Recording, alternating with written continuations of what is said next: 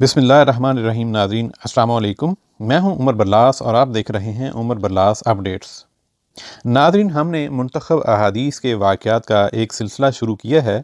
यूँ तो आपने मुख्तलिफ़ मज़हबी रहनुमाओं से ये वाक़यात सुन रखे होंगे, लेकिन यहाँ पे हमने अहादीस के वाक़यात को रेफ़रेंस के साथ मिनवन पेश किया है। इसमें अपनी तरफ से कुछ भी इजाफ़ा या काट छाँट नहीं की है। हर वाक़या में हमारे लिए सीखने और अमल करने के लिए बहुत कुछ है। उम्मीद है आपको ये हमारा नया सिलसिला पसंद आएगा। नाज़रीन, आज का हदीस का खूबसूरत वाक़या कुछ इस तरह है। इब्न शहाब ने बयान किया और मुझे अब्दुर्रहमान बिन मालिक मदलजी ने खबर दी, वो सराका बिन मालिक बिन जाशम के भतीजे हैं, कि उनके वालिद ने उन्हें खबर दी और उन्होंने सराका बिन जाशम रज़ी अल्लाह अन्हु को ये कहते सुना कि हमारे पास कुफ़ार कुरैश के कासिद आए और ये पेशकश की कि रसूल अल्लाह सल्लल्लाहु अलैहि वसल्लम और हज़रत अबू बकर रज़ी अल्लाह अन्हु को अगर कोई शख्स कत्ल कर दे या कैद कर लाए तो उस हर एक के बदले में 100 ऊँट दिए जाएंगे। मैं अपनी कौम बनी मदलज की एक मजलिस में बैठा हुआ था कि उनका एक आदमी सामने आया और हमारे करीब खड़ा हो गया। हम अभी बैठे हुए थे। उसने कहा, सराका साहिल पर मैं अभी चंद साए देख कर आ रहा हूँ। मेरा ख्याल है कि वो मोहम्मद और उनके साथी ही हैं सल्लल्लाहु अलैहि वसल्लम। सराका रज़ी अल्लाह अन्हु ने कहा, मैं समझ गया, इसका ख्याल सही है, लेकिन मैंने उससे कहा कि वो लोग नहीं हैं, मैंने फलां फलां आदमी को देखा है, हमारे सामने से उसी तरफ गए हैं। इसके बाद मैं मजलिस में थोड़ी देर और बैठा रहा और फिर उठते ही घर गया और अपनी लौंडी से कहा कि मेरे घोड़े को लेकर टीले के पीछे चली जाए और वहीं मेरा इंतज़ार करे। उसके बाद मैंने अपना नेज़ा उठाया और घर की पुश्त की तरफ से बाहर निकल आया। मैं नेज़े की नोक से ज़मीन पर लकीर खींचता हुआ चला गया और ऊपर के हिस्से को छुपाए हुए था। सराका ये सब कुछ इसलिए कर रहा था कि किसी को खबर न हो, वरना वो भी मेरे इनाम में शरीक हो जाएगा। मैं घोड़े के पास आकर उस पर सवार हुआ और सवार रफ्तारी के साथ उसे ले चला, जितनी जल्दी के साथ भी मेरे लिए मुमकिन था। आखिर मैंने उनको पा ही लिया। उसी वक्त घोड़े ने ठोकर खाई और मुझे ज़मीन पर गिरा दिया, लेकिन मैं खड़ा हो गया और अपना हाथ तरकश की तरफ बढ़ाया। उसमें से तीर निकाल कर मैंने फाल निकाली कि आया मैं उन्हें नुकसान पहुंचा सकता हूं या नहीं। फाल अब भी वो निकली जिसे मैं पसंद नहीं करता था, लेकिन मैं दोबारा अपने घोड़े पर सवार हो गया और तीरों के फाल की परवाह नहीं की। फिर मेरा घोड़ा मुझे तेजी के साथ दौड़ाए लिए जा रहा था। आखिर जब मैंने रसूल अल्लाह सल्लल्लाहु अलैहि वसल्लम की क़रत सुनी, हज़रत सल्लल्लाहु अलैहि वसल्लम मेरी तरफ कोई तवज्जो नहीं कर रहे थे, लेकिन हज़रत अबू बकर रज़ी अल्लाह अन्हु बार बार मुड़कर देखते थे, तो मेरे घोड़े के आगे के दोनों पाँव ज़मीन में धंस गए। जब वो टखनों तक धंस गया तो मैं उसके ऊपर गिर पड़ा और उसे उठने के लिए डांटा। मैंने उसे उठाने की कोशिश की, लेकिन वो अपने पाँव ज़मीन से नहीं निकाल सका। बड़ी मुश्किल से जब उसने पूरी तरह खड़े होने की कोशिश की तो उसके आगे के पाँव से मुंतशिर सा गुबार उठकर धुएं की तरह सामान की तरफ चढ़ने लगा। मैंने तीरों से फाल निकाली, लेकिन इस मर्तबा भी वही फाल आई जिसे मैं पसंद नहीं करता था। उस वक्त मैंने हज़रत सल्लल्लाहु अलैहि वसल्लम को अमान के लिए पुकारा। मेरी आवाज़ पर वो लोग खड़े हो गए और मैं अपने घोड़े पर सवार होकर उनके पास आया।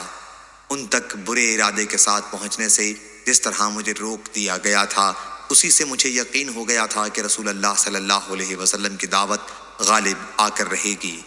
इसलिए मैंने हुजूर सल्लल्लाहु अलैहि वसल्लम से कहा कि आपकी कौम ने आपके मारने के लिए 100 ऊँटों के इनाम का ऐलान किया है। फिर मैंने आपको कुरैश के इरादों की इत्तला दी। मैंने उन हजरात की खिदमत में कुछ तोशा और सामान पेश किया, लेकिन हुजूर सल्लल्लाहु अलैहि वसल्लम ने उसे कबूल नहीं फरमाया। मुझसे किसी और चीज़ का भी मुतालबा नहीं किया, सिर्फ इतना कहा कि हमारे मुताल्लिक़ राजदारी से काम लेना। लेकिन मैंने अर्ज़ की कि आप मेरे लिए एक अमन की तहरीर लिख दीजिए। हुजूर सल्लल्लाहु अलैहि वसल्लम ने आमिर बिन फ़हीरा रज़ी अल्लाह अन्हु को हुक्म दिया और उन्होंने चमड़े के एक रुक़े पर तहरीर अमन लिख दी। इसके बाद रसूल अल्लाह सल्लल्लाहु अलैहि वसल्लम आगे बढ़े।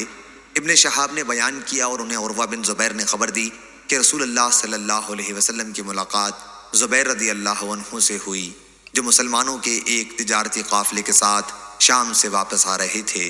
ज़ुबैर रज़ी अल्लाह अन्हु ने हुजूर सल्लल्लाहु अलैहि वसल्लम और अबू बकर रज़ी अल्लाह अन्हु की खिदमत में सफ़ेद पोशाक पेश की। उधर मदीने में भी मुसलमानों को हुजूर सल्लल्लाहु अलैहि वसल्लम की मक्के से हिजरत की इत्तला हो चुकी थी और ये लोग रोज़ाना सुबह को मकाम हुर्रा तक आते और इंतज़ार करते रहते, لیکن دوپہر کی گرمی کی وجہ سے دوپہر کو انہیں واپس جانا پڑتا تھا۔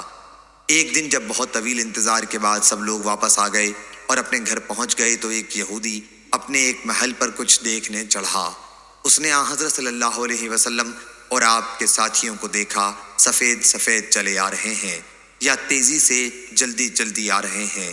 جتنا آپ نزدیک ہو رہے تھے اتنی ہی دور سے پانی کی طرح ریتی کا چمکنا کم ہوتا جاتا تھا۔ یہودی بے اختیار چلا اٹھا، کیا یا عرب کے لوگوں، تمہارے یہ بزرگ سردار آ گئے جن کا تمہیں انتظار تھا۔ مسلمان ہتھیار لے کر دوڑ پڑے اور حضور صلی اللہ علیہ وسلم کا مقام حرہ پر استقبال کیا۔ آپ نے ان کے ساتھ داہنی طرف کا راستہ اختیار کیا اور بنی عمرو بن عوف کے محلے میں قیام کیا۔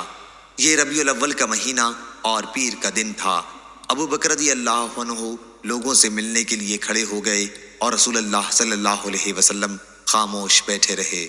انصار کے جن لوگوں نے رسول اللہ صلی اللہ علیہ وسلم کو اس سے پہلے نہیں دیکھا تھا وہ ابو بکر رضی اللہ عنہ ہی کو سلام کر رہے تھے، لیکن جب حضور اکرم صلی اللہ علیہ وسلم پر دھوپ پڑنے لگی تو حضرت ابو بکر رضی اللہ عنہ نے اپنی چادر سے حضرت صلی اللہ علیہ وسلم پر سایہ کیا۔ اس وقت سب لوگوں نے رسول اللہ صلی اللہ علیہ وسلم کو پہچان لیا۔ حضور اکرم صلی اللہ علیہ وسلم نے بنی عمرو بن عوف میں تقریباً 10 راتوں تک قیام کیا اور وہ مسجد قباء جس کی بنیاد تقوی پر قائم ہے وہ اسی دوران میں تعمیر ہوئی اور آپ نے اس میں نماز پڑھی۔ پھر جمعے کے دن حضرت صلی اللہ علیہ وسلم اپنی اونٹنی پر سوار ہوئے اور صحابہ بھی آپ کے ساتھ پیدل روانہ ہوئے۔ آخر آپ کی سواری مدینہ منورہ میں اس مقام پر آ کر بیٹھ گئی جہاں اب مسجد نبوی ہے۔ اس مقام پر چند مسلمان ان دنوں نماز ادا کیا کرتے تھے۔ یہ جگہ سہیل اور سہل تو یتیم بچوں کی تھی اور کھجور کا یہاں کھلیان لگتا تھا۔ یہ دونوں بچے حضرت اسد رضی اللہ عنہ بن زرارہ کی پرورش میں تھے۔ جب آپ کی اونٹنی وہاں بیٹھ گئی تو رسول اللہ صلی اللہ علیہ وسلم نے فرمایا، انشاءاللہ یہی ہمارے قیام کی جگہ ہوگی۔ اس کے بعد آپ نے دونوں یتیم بچوں کو بلایا اور ان سے اس جگہ کا معاملہ کرنا چاہا تاکہ وہاں مسجد تعمیر کی جا سکے۔ دونوں بچوں نے کہا کہ نہیں یا رسول اللہ صلی اللہ علیہ وسلم، ہم یہ جگہ آپ کو مفت دے دیں گے۔ لیکن حضور صلی اللہ علیہ وسلم نے مفت طور پر قبول کرنے سے انکار کیا، زمین کی قیمت ادا کر کے لے لی اور وہیں مسجد تعمیر کی۔ اس کی تعمیر کے وقت خود حضور اکرم صلی اللہ علیہ وسلم بھی صحابہ رضی اللہ عنہم کے ساتھ اینٹوں کے ڈھونے میں شریک تھے۔ اینٹ ڈھوتے وقت آپ فرماتے جاتے تھے کہ یہ بوجھ خیبر کے بوجھ نہیں ہے بلکہ اس کا اجر و ثواب اللہ کے یہاں باقی رہنے والا ہے اور اس میں بہت طہارت اور پاکی ہے۔ اور حضرت صلی اللہ علیہ وسلم دعا فرماتے تھے کہ اے اللہ، اجر تو بس آخرت ہی کا ہے، پس تو انصار اور مہاجرین پر اپنی رحمت نازل فرما۔ اس طرح آپ صلی اللہ علیہ وسلم نے ایک مسلمان شاعر کا شعر پڑھا جن کا نام مجھے معلوم نہیں۔ ابن شہاب نے بیان کیا کہ احادیث سے ہمیں یہ اب تک معلوم نہیں ہوا کیا حضرت صلی اللہ علیہ وسلم نے اس شعر کے سوا کسی بھی شاعر کے پورے شعر کو کسی موقع پر پڑھا ہو۔ صحیح بخاری حدیث نمبر 3906۔ ناظرین، یہ تھا آج کا حدیث کا واقعہ۔ امید کرتا ہوں آپ کو اچھا لگا ہوگا۔ آپ سے مزید درخواست ہے کہ اس طرح کے سبق آموز واقعات اپنے گھر والوں کو اور دوست احباب کو سناتے رہا کریں تاکہ ہم سب اپنے دین سے جڑے رہیں اور سیکھتے رہیں۔ عمر برلاس کو اجازت دیجیے۔ السلام علیکم۔